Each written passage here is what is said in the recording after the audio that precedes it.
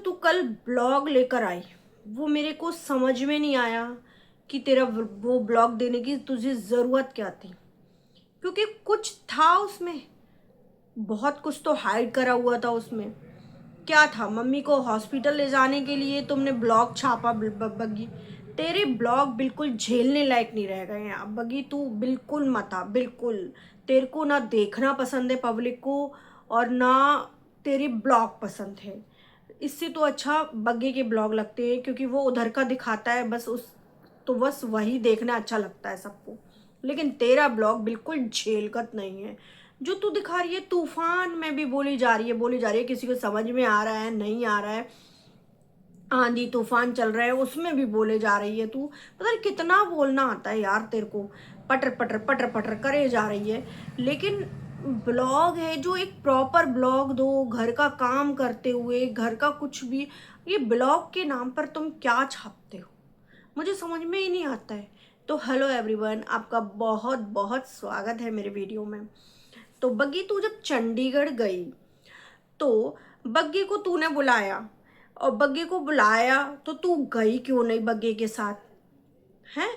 और जब मैं क्या कहते हैं, और तू जब ये कह रही है कि मैंने नहीं बुलाया, तो इन्होंने सरप्राइज दिया है, तो उसे सपने तो नहीं आ गए ना? कहा तो तू नहीं होगा ना कि हम चंडीगढ़ आ रहे हैं। और वो कौन सा ऐसा काम काज कर रहा है जो तुझसे ये कहेगा कि मैं अपने काम से देखता हूँ, समय निकालता हूँ? उसको कौन सा काम है? सारा दिन घर पे वेला ही बैठा रहता है, सारा दिन घर पे ऐसे ही फ्री बैठा रहता है। उस पे वो प्याज तक तो निकाल ही नहीं जा रही थी, वो भी मम्मी निकाल रही थी प्याज। वो क्या काम कर रहा है जो अपने काम से समय निकाल के हमको सरप्राइज दिया है? उस आदमी को तो ये और लग रहा होगा कि मुझे बटाला ले चले ले ये लोग लाद कर। मुझे तो यही लगता है, इसीलिए उसका मुंह फूला होगा। वो पूरी तैयारी के साथ इसीलिए आया होगा। और लाया क्या था तुम्हारे लिए? कुछ भी नहीं। वही, अच्छा वो बैंगन वैंगन वो तैयारी हो रही थी, वो सब तुम ही लोगों के लिए ला रहे थे हैं? वो छोटा मोटा सामान वो कितना ही लाया होगा बग्गी है? तू अपने घर की इतनी बेइज्जतियां कराती रहती है ये बग्गी से, ये छोटी मोटा सामान मंगा के क्यों अपने घर का स्टैंडर्ड गिरा रही है? मेरे तो ये समझ में नहीं आता है कि वो उन्होंने, मैंने नहीं बुलाया तब की बार ये कहते थे कि तेरे बगैर नहीं रहा जाता, लेकिन इन्होंने सरप्राइज दिया है। सरप्राइज? ये कैसा सरप्राइज था जो बग्गे को सब कुछ पता था कि तुम चंडीगढ़ आ रहे हो? ऐसा सरप्राइज होता है बग्गी? मेरे को समझ में नहीं आया है। और मम्मी को भाई तुम लोग पराठे और आटे सब खिला रहे हो, सब कुछ कर रहे हो। अब तो मम्मी भली चंगी है इसका मतलब है? मम्मी की बस रिपोर्ट लेने चंडीगढ़ जा रहे हो। मम्मी को कुछ ऐसा हुआ था जो तुम बताना नहीं चाह रही, खींचना चाह रही हो, वो तो तुम कब से खींच रही हो। अब लोग वागों ने कहना ही छोड़ दिया कि मम्मी के बारे में बताओ, मम्मी की बीमारी के बारे में बताओ। अब तो कहना ही छोड़ दिया लोगों ने सोचा हाँ चलो ठीक है, एक ऑपरेशन हुआ है तो ठीक है, सही हो गई अब मम्मी। ऑपरेशन तो अब शायद 15 दिन हो गए, 20 दिन हो गए इसकी मम्मी को, तो ठीक सी हो गई।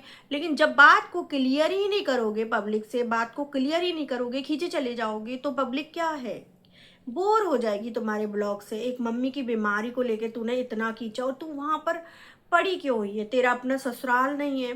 हैं? ससुराल में तेरे भी फर्ज बनते हैं, या डीजे मॉम ही करती रहे हैं?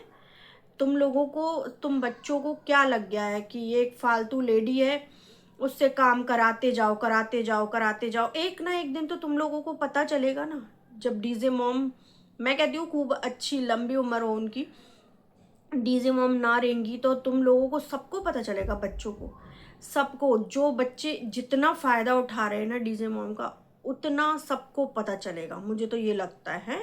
मम्मी को फिर तुम मॉल ले गए, मॉल मॉल ले जाके तू अपनी इच्छा पूरी करना चाहती थी मम्मी को, है? मम्मी की चाहे इच्छा हो नहीं हो, लेकिन इतने लंबे मॉल चलवा के तू आप जान के ले गई, थोड़ी बहुत मेरी भी इच्छा पूरी हो जाए। और करी होंगी मम्मी ने, ऐसी कोई बात नहीं है, लेकिन बाद में भी तू उनसे गिनवा रही है कि मेरे को, मतलब पब्लिक को ये बताना चाह रही है मेरे लिए कोई शॉपिंग नहीं करी है मम्मी ने। मम्मी ने ये भाइयों के लिए मेरे लिए शॉपिंग करी है, और तू रह जाएगी? मुझे तो लगता नहीं है तू कहीं से भी रहेगी कि मम्मी तेरे लिए कुछ शॉपिंग नहीं करेंगी और भाइयों के लिए कर देंगी। और बग्गे को भी कुछ दिला देते जो वो ऐंठ रहा था, हैं, बग्गे को कुछ दिलवाया नहीं होगा, अपनी जेब से नामा खर्च नहीं करना चाहता वो, इतना लीचड़ कीचड़ आदमी है वो।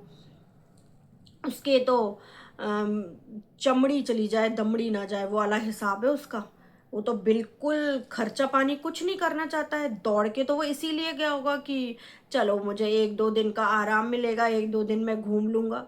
लेकिन बग्गे को तेरी ज़रूरत हो सकती है, ये मैं मान सकती हूँ, होगी, क्यों नहीं ज़रूरत होती भाई। एक हस्बैंड को वाइफ की ज़रूरत होती है, लेकिन वाइफ तो अब की बार पता नहीं क्यों इतने दिन वटाला रुकी हुई है। क्या क्या चक्कर है, क्या चल रहा है इनके घर में कि बड़ी वाली आई है कि इतने दिन इसको यहीं पटक दिया है। और इतनी तो इमोशनल भी हो रही है बग्गे से दूर होते हुए। तो तेरे को तो जाना चाहिए ना, ऐसा मम्मी से क्या है भाई, अपने घर में 10 दिन रह के फिर आ जाओ मम्मी से मिलने के लिए, ऐसा मम्मी से क्यों चिपक रहे हो तुम। या तो कोई डिमांड है तेरी या तेरे बग्गे की, जो तू यहाँ मम्मी के चिपकी हुई है।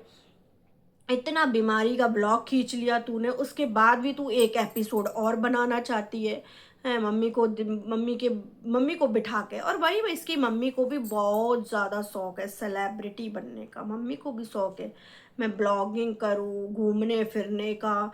सारे जीन्स इसी मम्मी से ही तो ट्रांसफ़र हुए हैं बग्गी में, है ना। घूमने फिरने, बस इनको घूमना फिरना खाना और शॉपिंग करना, उसके अलावा कुछ नहीं आता। लेकिन घर ऐसे चलते ही नहीं है, घर ऐसे चल रहे होते ना तो हर हर इंसान वही कर रहा होता। घर चलते हैं घर में काम करने से। एक लेडीज़ का यही कर्तव्य बनता है कि घर में काम करे, वो अपने घर को देखे, ना कि मायके जाके पड़ जाए और मम्मी की बीमारी को खींचते रहो। और लोग कहते हैं कि तुमने मम्मी की बहुत ज़्यादा सेवा करी। मम्मी की तुमने ऐसी कौन सी सेवा कर दी, तुम्हारी मम्मी क्या हेल्पर लगी हुई थी, खाने वाली लगी हुई थी, मुझे समझ में नहीं आती ऐसी कौन सी वो कर दी। तो तुम अपने ससुराल में भी तुम्हारा कर्तव्य बनता है भाई। तुम्हारी वो बूढ़ी सास है, वो बैठी हुई है, वो अकेले कहाँ तक करेगी, तुम्हें जाना नहीं बनता है कि मैं अपने ससुराल जाऊं। मुझे तो समझ में नहीं आता बग्गी का क्यों इस बार इतना बटाला पड़ी हुई है। और पहले तो ये डटती ही नहीं थी, पहले तो भागती थी ये, अब इतना क्यों बटाला में, क्या चक्कर है इसका जो इतना पड़ी हुई है ये अपने घर में, समझ में नहीं आता है मुझे।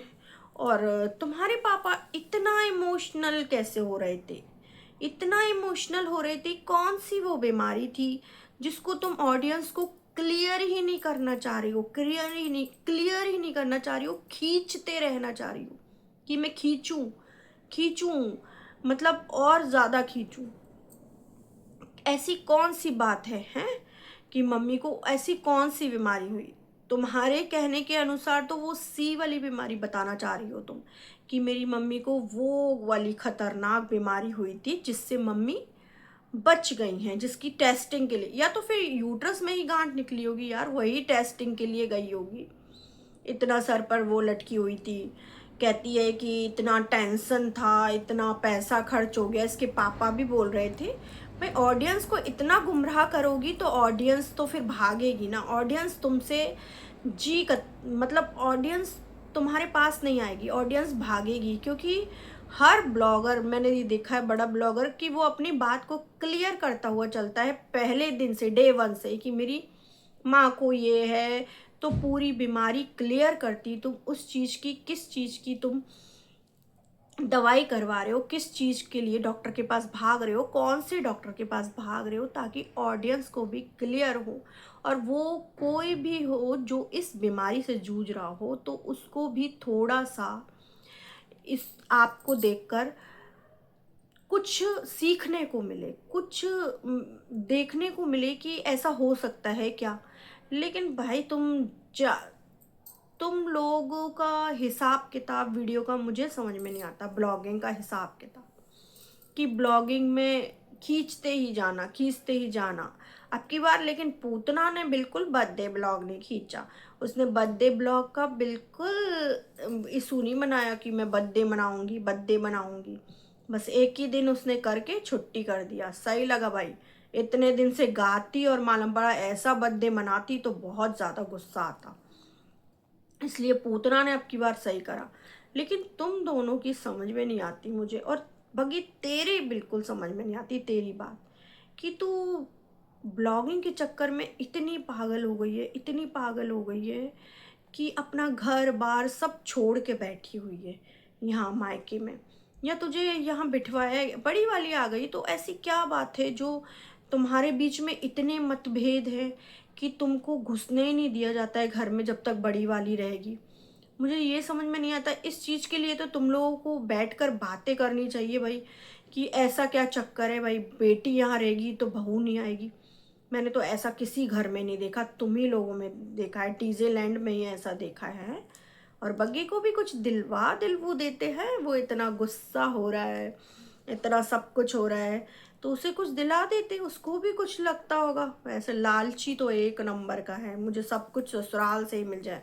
इसका बस चलता तो वहाँ घर भी चला जाता है बग्गी के साथ। इसका तो मन यही होगा कि वहाँ छुट्टियाँ बिता कर आऊँ मैं अपनी। लेकिन डीजे मॉम अब रोए जाती हैं इनके मारे, ये इस तरह के बंदे हैं। और इस कौन सी ऐसी भाई डिमांड कर रहे हो तुम, कौन सी ऐसी डिमांड कर रहे हो जो तुम्हें वहीं रहना पड़ रहा है बग्गी? मुझे तो ऐसा भी लगता है कि ये पापा मम्मी से कोई डिमांड कर रहे हैं, जो तुम्हारे पापा मम्मी इतने हताश हो रहे थे, इतने इमोशनल हो रहे थे। चलो मम्मी की बीमारी का तो ये अच्छा है, चलो अच्छी सूचना मिली, अच्छी खुशी मिली। और जो पापा मम्मी तुम्हारे फोटो फोटो करा रहे थे दोनों एक साथ में, तो बहुत प्यारे लग रहे थे, मैं इस बात की नहीं कहूँगी। और लेकिन जो जहाँ तुम रुके, जहाँ तुम ठहरे, जहाँ तुमने खाया पिया, वो सारा हाइड कर दिया है। तुमको इतनी छुपे रुस्तम क्यों बनना होता है ना, इतनी छुपी छुपी ब्लॉगिंग क्यों करनी होती है, इतनी चोरगिरी वाली ब्लॉगिंग क्यों करनी होती है, जिसमें पब्लिक को कुछ समझ में ही नहीं आया। तू वहाँ खड़ी है, वहाँ खड़ी होकर ब्लॉग बना रही है, बस हवाएं ही हवाओं में ब्लॉग बनाए हैं तूने, बस हवाओं में तैरते हुए। कुछ समझ में नहीं आया, ना हॉस्पिटल दिखाया ना कुछ दिखाया, बस ब्लॉगिंग इस तरीके की कर रहे हो कि अब तो किसी को पसंद भी नहीं आती तुम्हारी ब्लॉगिंग, ना देखने का मन करता है किसी का। तो दोस्तों आपको बताना मैं सही कह रही हूँ तो आप कमेंट करना, और मेरी वीडियो पसंद आए तो लाइक करना, सब्सक्राइब करना बेल आइकन के साथ।